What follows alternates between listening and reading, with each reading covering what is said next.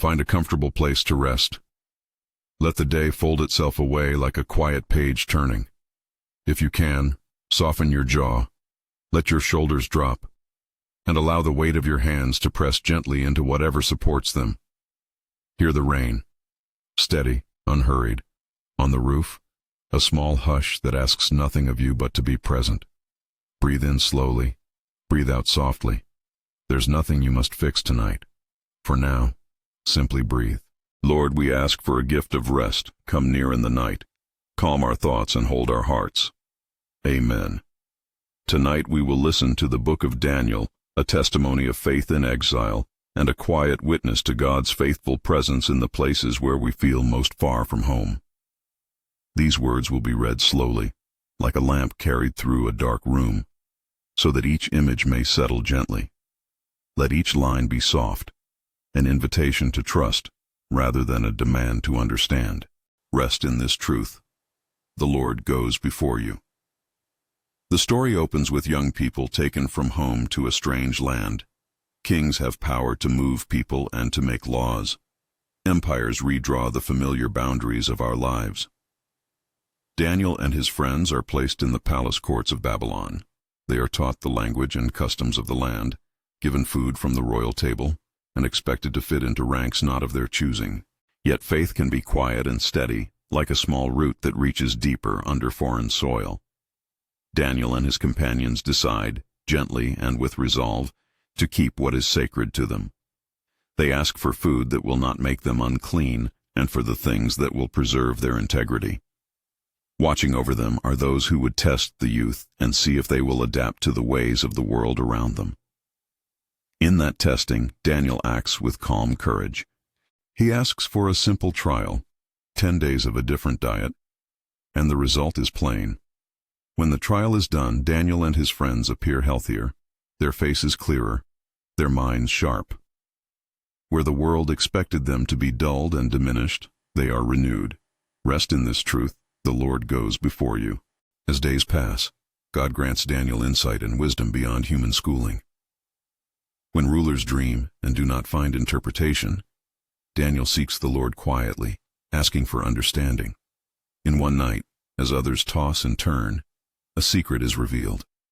The meaning of a troubling dream is given. Daniel, withholding no honor from God, tells the king what was shown and interprets it with humility.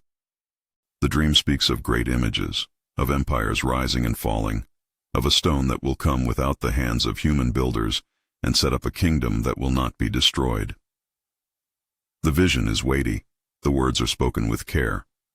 The dream is not an instrument to terrify, but a word that redirects attention from the brittle success of empires to the steady reign of the one who cannot be shaken. Listen to the quiet cadence of this truth. God reveals mysteries, not to frighten, but to comfort, to remind us that there is a steadiness beyond the changing scenes of our lives. Soon after, a test of faith and loyalty draws the three friends into a furnace. A decree is made. When the king commands, all must bow. Shadrach, Meshach, and Abednego refuse. Their refusal is not loud. It is rooted in a quiet conviction that they cannot violate what God has asked of them. The king's anger burns hotter than the clay of the kiln. The men are thrown into fire, and the heat is turned up beyond measure. But in that blazing place, something unexpected is seen. Those who stand at the edge of terror watch as a fourth figure, like one of the divine messengers, walks with them in the flames. The men are not consumed. Their garments are not singed. Their hair is not burned. The furnace does not claim the lives it sought. The presence that goes into the fire with them is the same presence that goes into our darkest hours. It is not that the danger disappears. Often it remains. But God is with us within the danger, closer than the fear itself. Rest in this truth. The Lord goes before you. Let your breath follow that promise. Inhale the quiet. Exhale any lingering worry. Allow the image of a steady presence beside you in whatever trial you carry tonight. Let it be enough for now to know that you are not alone. A gentle invitation, simple and low. If this reading touches you and you'd like to share where you're listening from or leave a short prayer request, you may do so in the comments. For now, return to the rain and to the words. The next scene shifts its focus from faithful youths to the sway of kings. Power moves in broad strokes. Nebuchadnezzar, a ruler of vast domains, experiences grandeur and pride. He builds palaces and boasts over the works of his hands. But God's purposes move under the glitter of imperial achievement. In one dream, the king sees a great tree, strong and reaching to the heavens, sheltering all the beasts and birds beneath its branches. The image is full of life and abundance. Yet a voice from heaven commands that the tree be cut down, its branches stripped, its heart changed, so that pride may be humbled and the eyes of the ruler be opened to a different truth. Daniel, who has become known for an ability to interpret what is hidden, speaks gently to the king. He tells what the dream means. A season of humbling will come, a time when the king will learn to recognize that sovereignty belongs to God alone. The interpretation is tender but direct. It does not indulge pride. It points to mercy as the end of correction. Rest in this truth. The Lord goes before you. You may imagine Nebuchadnezzar seated in a high place, the weight of a crown heavy on his brow. You may also imagine, much closer, the weight you carry, pride of heart, stubbornness, a coldness toward what truly matters.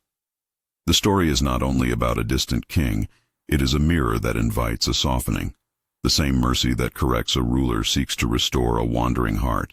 But restoration often comes through a humble path. Mercy arrives, not as humiliation alone, but as the clearing away that makes room for returning.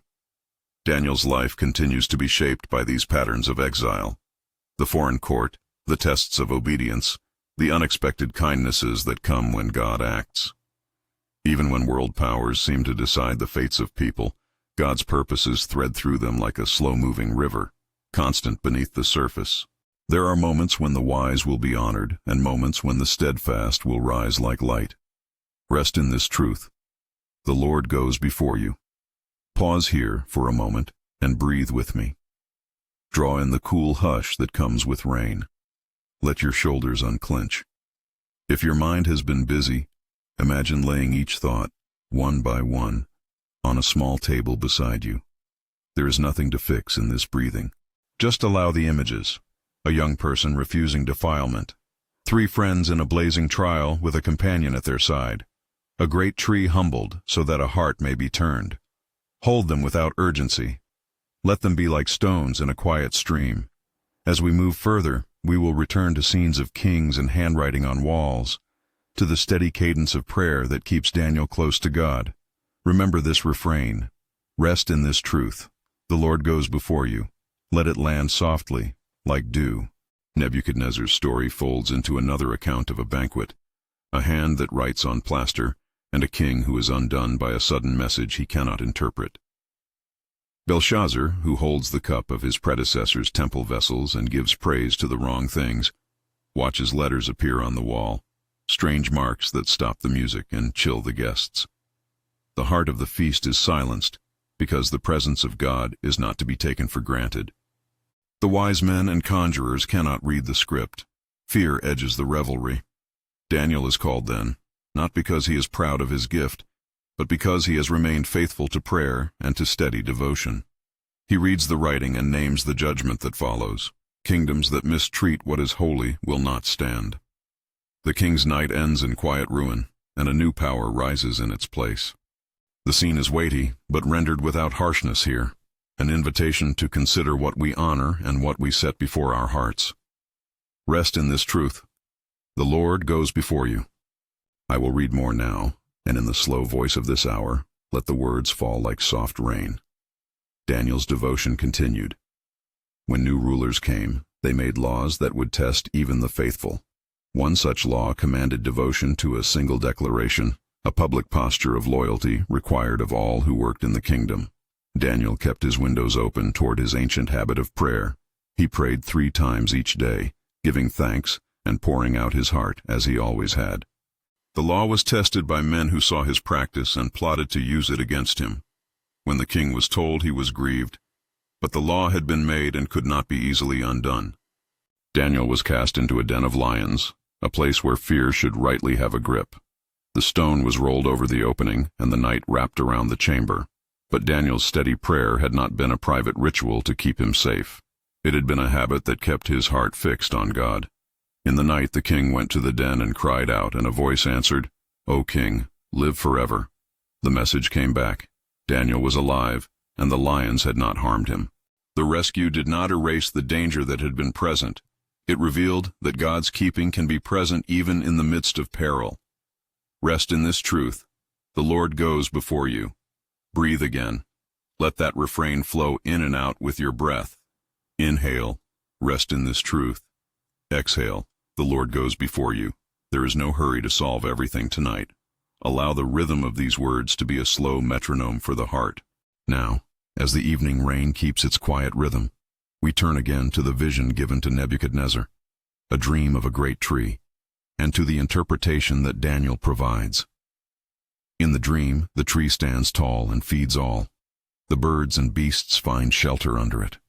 Yet the voice from heaven commands that the tree be cut down, though its stump and roots remain, bound with iron and bronze, a mark that shows the place where restoration may one day begin. Daniel interprets gently, "The king will be driven away until he learns that the Most High rules over the kingdoms of men." There is a tender thread running through the judgment offered in this vision. It is corrective with purpose, aimed at turning a heart back toward humility. Hold this image, tree and stump, softly in the mind. Even when great things fall, there is often a preserved root, a possibility for return. Correction, in this telling, is not mere punishment without end. It is a restoring work in which pride is displaced so mercy may move in. Rest in this truth. The Lord goes before you. As we pause here, allow a quiet question to float by without pressure. What in you needs humbling so mercy might move? Let the question be gentle. We do not pry. We only notice. Breath by breath, let the rain remind you that the world carries on, and the steady one who watches over Daniel watches over you. There are pages still to travel in this book, accounts of rulerships turned, of visions with strange beasts and saints set before the Ancient of Days, of petitions prayed in the night and angels who come with answers. For now, let the story sit like a lamp beside you. If your mind begins to wander, bring it back with the refrain. Rest in this truth. The Lord goes before you. We will continue with the scene as the dream's words begin to move toward fulfillment. But before that, linger a moment on the quiet. The rain, your breath, the low guarantee that the narrative brings. God's presence is not a promise of an easy path, but a promise of company through the path. The evening is long and the sky carries its own hush. Allow it to be an ally in your rest. In the next lines, the king's pride meets a slow unwrapping. A season of wandering, of life lived apart from the throne's trappings, will come upon him. He will live like the beasts of the field until acknowledgement of the Most High returns. The interpretation is delivered with compassion. Daniel does not gloat. He names the consequence and points toward restoration. The narrative pauses there, like a hand on a doorknob, waiting to see whether the heart will bend. Rest in this truth. The Lord goes before you. Hold that pause. Let your breathing be the hinge that allows the heart to open and close restingly. We will proceed soon, stepping from the king's dream into its fulfillment and the way mercy pursues pride. But for now, breathe in the quiet assurance that the God who corrected a ruler also accompanies the faithful in exile and in the night. One more gentle line before we move forward. Let the imagery of the tree, strong, rooted, and then stumped, speak of endurance. Roots can remain beneath frozen soil, waiting for spring. So too, what seems cut down in your life may yet be nurtured by unseen waters. As the rain falls tonight, imagine those waters seeping into the place that needs healing. Rest in this truth. The Lord goes before you. We now begin the scene that follows the interpretation, where the decree of the dream begins to unfold in the days of the king. The narrative will carry us through the unfolding of humbling and later, the quiet work of restoration. Keep breathing with the rain. Let the pace remain unhurried and soft. The decree of the dream begins to unfold.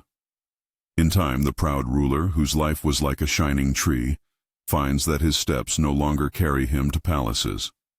The splendor that once announced his power gives way to a strange wandering. For a season, he lives apart from the court, his mind bent toward the ways of field and wild. His thoughts humbled until the memory of a crown feels like a distant echo. The people who had admired him watch as the image of a great king becomes the image of one learning to see the Most High. This change is not told with cruelty, but with the soft gravity of a stern hand that seeks healing.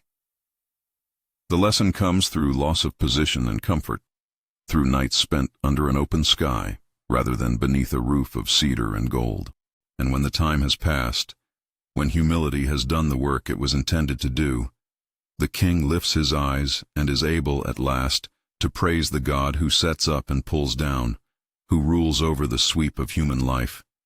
Restoration arrives not as a sudden trumpet, but as a quiet turning, a mind cleared, a heart softened, a voice that names God rightly. Rest in this truth. The Lord goes before you. Let that refrain settle as you breathe. Inhale the calm. Exhale tension. Imagine a crown laid gently on a table, not as a sign of loss, but as the place where a healed heart returns to right praise. Time moves onward in the court of Babylon, and another evening arrives, one of feasting and loud music. A younger king presides, careless with holy things and eager for pleasure. In the midst of revelry, sacred vessels taken from a temple far away are used for drunken praise, and arrogance fills the hall. Then, as if the night itself were a careful witness, strange writing appears upon the plaster of the wall. The jubilant sounds falter. The revelers fall silent. The letters are odd and unsettling, and no wise man in the palace can read them. Fear settles like a cool hand. The Queen Mother whispers of a man, Daniel, whose life has been marked by integrity and prayer. He is summoned. He does not arrive with a boast. He stands with the humility of one who has kept his life disciplined before God. The words on the wall are read, and their meaning is named plainly. The days of the kingdom are counted, and the proud trust of that night will not stand. The feast ends in quiet ruin. A new power rises where the old has been unfaithful to what is holy. The scene is severe, but here it is spoken as an invitation to consider what we honor with our lives. What do we place before God when we make our choices? What small acts of disregard might later show themselves to be more costly than we thought? Let the image pass like rain over a window pane, clear, moving, and yet not a cause for panic. Rest in this truth. The Lord goes before you. Breathe with that thought. Each breath is a small, faithful practice like the one that kept Daniel steady through the long evenings of exile. There is another tale from that kingdom about a man who did not bend his knees to the decree of men. Daniel, whose habit of prayer had been the rhythm of his days, continued to open his window toward Jerusalem and to speak to God 3 times each day, giving thanks and laying his cares before the Lord. He did so not to provoke a show of piety, but because his life had been shaped by a steady devotion. Men who envied him watched and plotted. Knowing the king's new law, they ensnared Daniel with the letter of a statute that left no room for mercy. When the king, who loved Daniel, was forced to give his signet and see the law fulfilled, Daniel was cast into a den where beasts dwelt. The stone was rolled over the mouth, and the dark of the night pressed close. Yet the king could not sleep. He spent the hours in restless fear, crying out until dawn. At daybreak he hurried to the den and cried with a voice that trembled between hope and dread. The answer came back. Daniel was alive. When the stone was removed, the man who had been left for death stepped out unharmed. Their keeper declared that an angel had shut the lions' mouths. The king rejoiced and spoke words of honor for the God who keeps his servants. What had been a place of terror became a place where God's protection was made clear. Rest in this truth. The Lord goes before you. Let those words fall soft as rain. If there is any fear that sits like a stone on your chest tonight, imagine it eased by a steady presence at your side. Draw in the hush. Exhale slowly.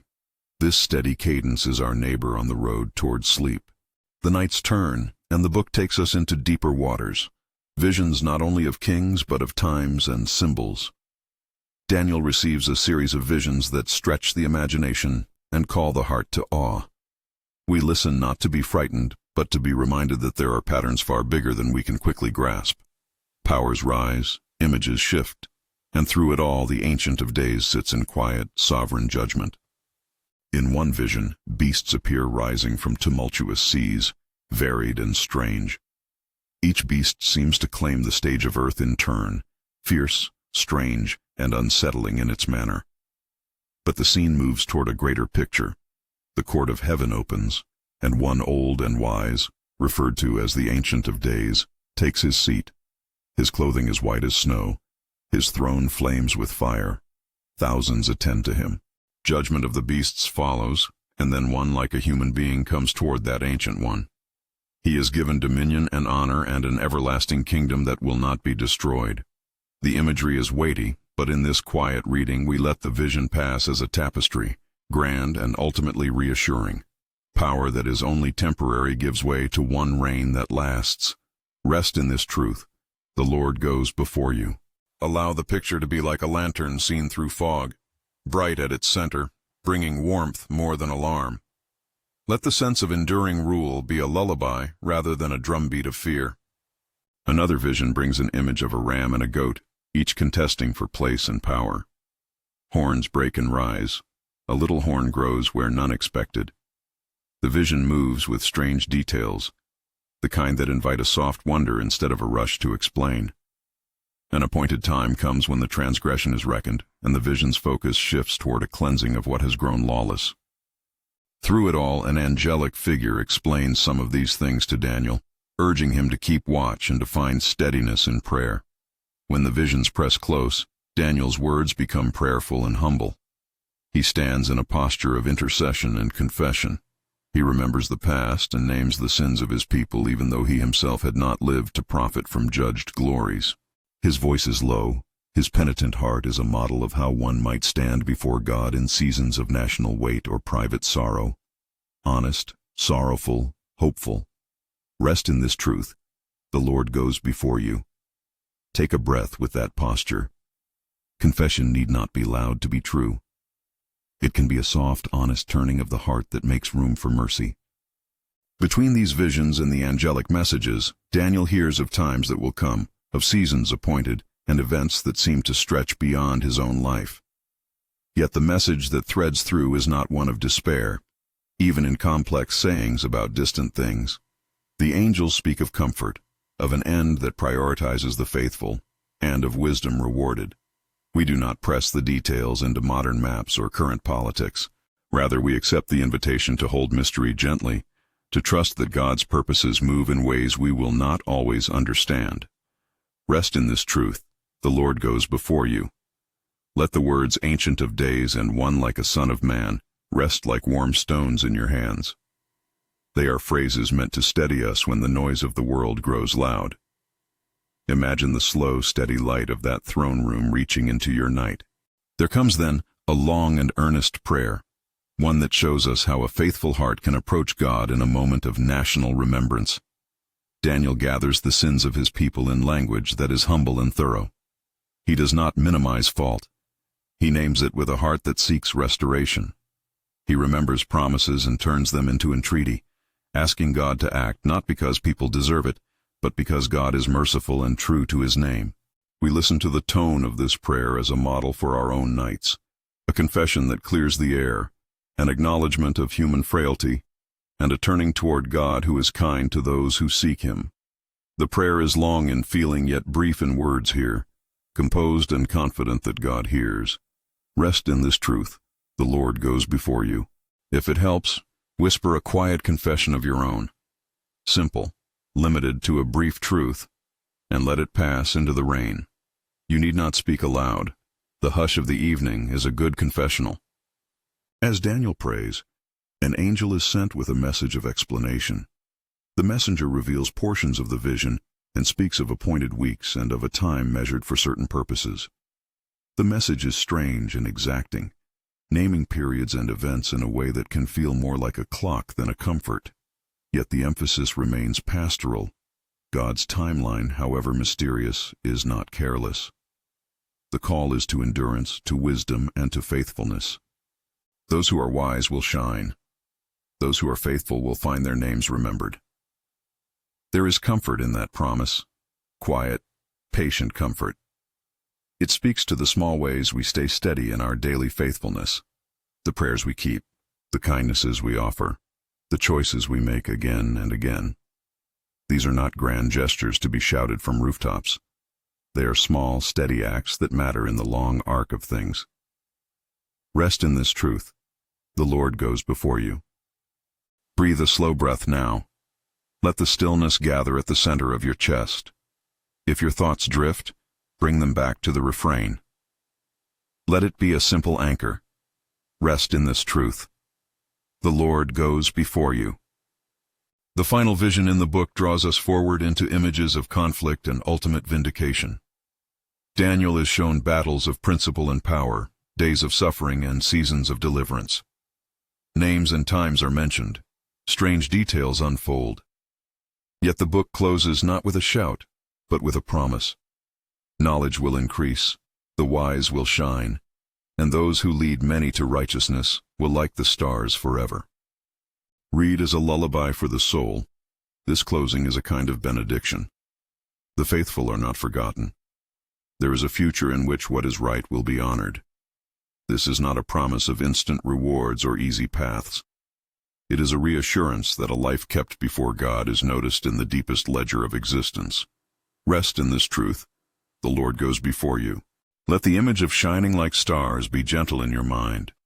Imagine a quiet sky above your bed, dim but alive with patient light. You are part of a long story that bends toward justice, even if you do not see it fully tonight. Between these passages, pause and breathe. Allow a long, soft inhalation and a slow release. Let the rain be the metronome of your rest. Picture a stream carrying leaves past you, patient and sure, not hurried by your anxieties. If your mind is restless, return to the steady phrase, rest in this truth. The Lord goes before you. There are moments here when Daniel meets angelic beings named for their office, one called Gabriel, another described as a prince, and they come with explanation and encouragement. They are not there to frighten, they are sent to bring clarity and to strengthen. When the messenger speaks, Daniel is often overcome with awe and a human trembling. The angel gently steadies him and points toward hope. We can hear this as an echo for our own lives. When we face the weight of things we cannot control, help often comes in forms we do not expect. It may be a quiet word, a hand extended, a neighbor who listens, a sudden easing of a burden. These are the ways God tends his own, sometimes openly, sometimes through subtle means. Rest in this truth. The Lord goes before you. Now, in this gentle hour, draw your attention to your breathing once more. Inhale, feel the coolness at the rim of the air. Exhale, let go of any last resistance. Each breath is a small, faithful discipline, a tiny liturgy that honors the body God has given you. We come finally to a place of endings and blessings. The book's last chapters speak of time stretched to a horizon we cannot fully map, and of people who will rise in wisdom like the brightness of the heavens. The voice that concludes these visions is not a voice that demands answers. It is a voice that invites patience, courage, and steadiness. As we leave this sacred narrative, carry with you 3 soft truths to rest on tonight. God watches in the quiet. God is present within the furnace and beside the lion's den. God's purposes are steady even when history seems to sway. These are not promises that avert all suffering, but they are promises that you are not abandoned in it. Rest in this truth. The Lord goes before you. A brief breathing vignette now, gentle as the falling rain. Breathe in for the length of a short thought. Feel the air move through your chest. Hold it only as long as comfort allows. Then release slowly, imagining any tension leaving like mist. Let that pattern repeat silently in your mind 3 times. With each cycle, allow your eyelids to feel heavier, your jaw softer, the muscles around your shoulders more relaxed. Do not force sleep, only invite rest to come naturally, like water finding the lowest place. Rest in this truth. The Lord goes before you. A short prayer now, spoken toward the one who watches over every kingdom and every quiet room. Lord, in the stillness of this night, be with those who are weary.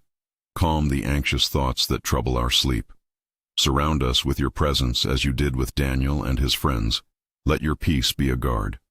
Grant us mercy where we have erred, and steady us in faith where we are tempted to fear. Amen. If this reading has been a quiet companion to you tonight, you may choose to save this track or return to this playlist another evening. If you'd like, leave a simple note in the comments where you are listening from or a short prayer request, and know that these words travel with a community of gentle hearts. May a final blessing rest over you. May God's faithful presence keep you. May His peace settle like a soft shawl. May your sleep be undisturbed and your waking refilled with hope. Remember the refrain as you drift. Rest in this truth. The Lord goes before you. Let the rain continue its steady song as you let go. May you sleep well and wake with a quiet heart. Amen.